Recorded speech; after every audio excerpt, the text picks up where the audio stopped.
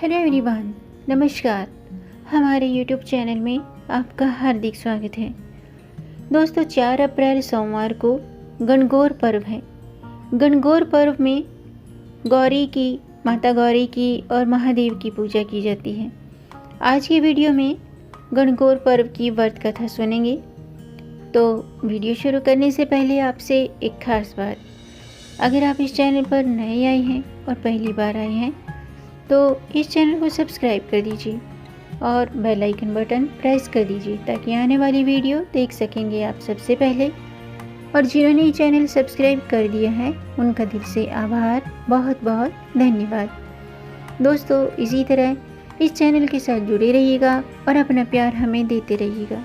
Video को अंत तक ज़रूर देखिएगा ताकि कोई भी जानकारी छूट न जाए, क्योंकि दोस्तों आधी अधूरी जानकारी से पूरा लाभ नहीं मिलता है, इसलिए हमारे साथ अंत तक बने रहिएगा।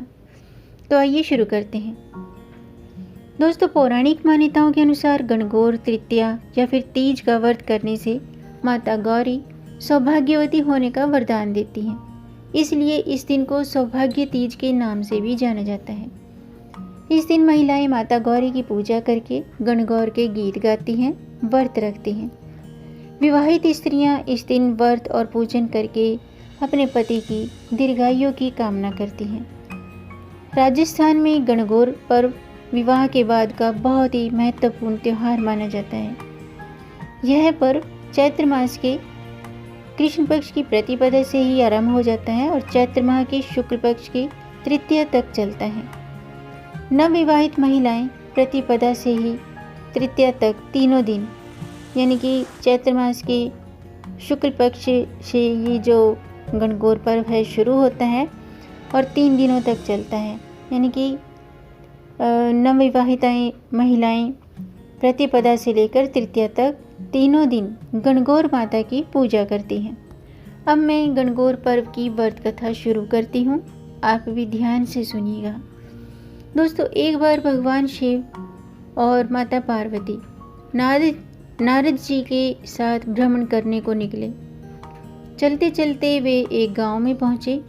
उनके आगमन का समाचार सुनकर गांव की श्रेष्ठ कुलीन स्त्रियां उनके स्वागत के लिए स्वादिष्ट भोजन बनाने लगी। भोजन बनाते बनाते उन्हें काफ़ी विलंब हो गया। तब तक साधारण कुल की स्त्रियां श्रेष्ठ कुल की स्त्रियों से पहले ही थालियों में हल्दी और अक्षत लेकर पूजन हेतु पहुंच गई। पार्वती जी ने उनके पूजा भाव को स्वीकार करके सारा सुहाग रस उन पर छिड़क दिया, जिससे वे सभी स्त्रियां अखंड सुहाग का वर प्राप्त करके वापस आई। तत्पश्चात उच्च कुल की स्त्रियां भी अनेक प्रकार के पकवान लेकर माता गौरा और भगवान शिव की पूजा करने के लिए पहुंच गईं। तब भगवान शिव ने माता पार्वती से कहा कि सारा सुहाग रस तो तुमने साधारण कुल की स्त्रियों को ही दे दिया है, अब इन्हें क्या दोगी? तब पार्वती जी ने उत्तर दिया कि प्राणनाथ, आप इसकी चिंता मत कीजिए। उन स्त्रियों को मैंने केवल ऊपरी पदार्थों से बना रस दिया है, इसलिए उनका रस धोती से रहेगा, परंतु मैं इन उच्च कुल की स्त्रियों को अपनी उंगली चीर कर अपने रक्त का सुहाग रस दूंगी। यह सुहाग रस जिसके भाग्य में पड़ेगा वह मेरे ही समान सौभाग्यवती हो जाएंगी। जब भी स्त्रियों का पूजन पूर्ण हो गया, जब सभी स्त्रियों का पूजन पूर्ण हो गया, तब पार्वती जी ने अपनी उंगली चीरकर उन पर छिड़क दी। जिस पर जैसा छींटा पड़ा उसने वैसा ही सुहाग पा लिया। तत्पश्चात भगवान शिव की आज्ञा लेकर पार्वती जी नदी तट पर स्नान करने को चली गई और बालों से भगवान शिव की प्रतिमा बनाकर पूजन करने लगी। पूजन के बाद बालों के पकवान बनाकर शिव जी को भोग लगाया। प्रदक्षिणा करके नदी तट की मिट्टी से माथे पर तिलक लगाकर 2 कण बालों का भोग लगाया।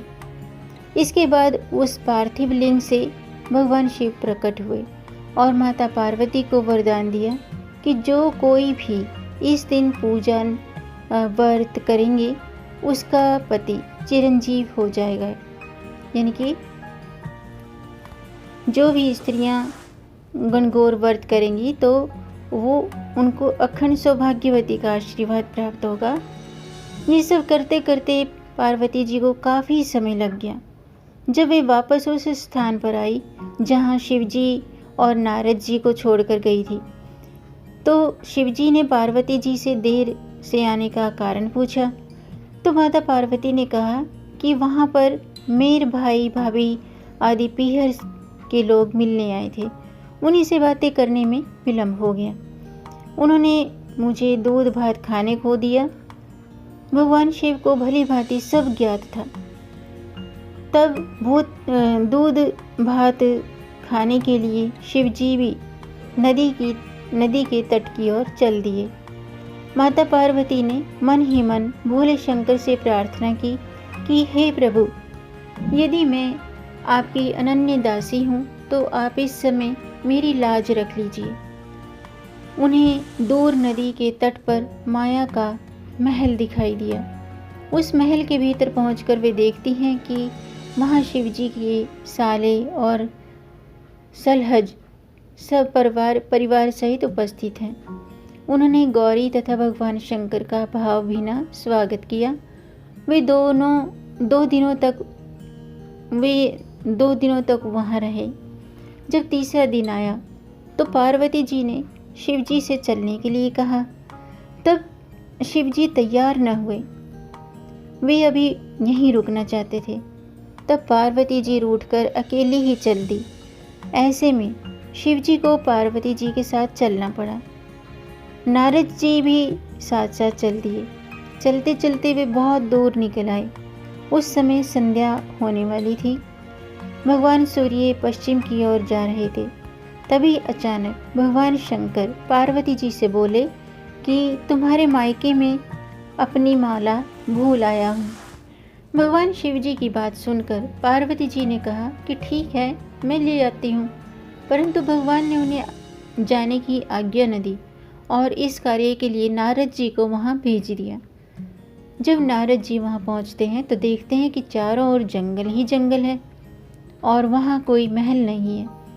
तब वे मन ही मन विचार करते हैं कि कहीं मैं रास्ता तो नहीं भटक गया। कि तभी बिजली चमकती है और नारद जी को शिव जी की माला एक पेड़ पर टंगी हुई दिखाई देती है। तब वे माला लेकर शिव जी के पास पहुँचते हैं और सारा हाल कह सुनाते हैं।